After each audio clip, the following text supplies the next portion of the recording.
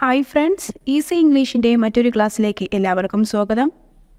ഇന്ന് നമ്മൾ ഇംഗ്ലീഷ് ലെറ്ററിൻ്റെ കൂടെ വവൽ സൗണ്ട് യൂസ് ചെയ്യുമ്പോൾ സൗണ്ടിലുണ്ടാകുന്ന മാറ്റമാണ് പഠിക്കാൻ പോകുന്നത്.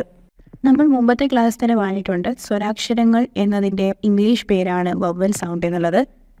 ഇംഗ്ലീഷിൽ വവൽ സൗണ്ടുകൾ 5 എണ്ണമാണുള്ളത്. E, I, O, U. Vowel സൗണ്ടിൻ്റെ മലയാളം ഉച്ചാരണം ഞാൻ ഈ സ്ക്രീനിൽ നൽകിയിരിക്കുന്നത് പോലെയാണ്. എ എന്ന ലെറ്ററിൻ്റെ മലയാളം ഉച്ചാരണം ആ എന്നും, ഇയുടേത് എ എന്നും, ഒയുടേത് ഒ എന്ന് തന്നെ, ഐയുടേത് ഇ എന്നും, യുവിൻ്റേത് ഉ എന്നുമാണ്. ഇനി നമുക്ക് അവ എങ്ങനെ ലെറ്റേഴ്സിൽ ചേരുമ്പോൾ സൗണ്ടുകൾ മാറുന്നു എന്നത് നോക്കാം.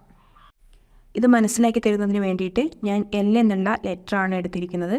എൽ എന്ന ലെറ്ററിൻ്റെ മലയാളം പ്രൊനൗൺസിയേഷൻ എന്ന് പറയുന്നത് ല് എന്നാണ്. ല് എന്നുള്ള അക്ഷരത്തിനോട് ആ എന്നുള്ള വവൽ സൗണ്ടിലെ എ എന്ന ലെറ്റർ കൂടി ചേരുമ്പോൾ ല് ആ എന്നാവും. അതിനെ കൂട്ടിച്ചേർത്ത് വായിക്കുമ്പോൾ ല എന്നാവും. അപ്പോൾ എൽ എ എന്ന് നമ്മൾ എഴുതുമ്പോൾ അത് വായിക്കേണ്ടത് ല എന്നാണ്.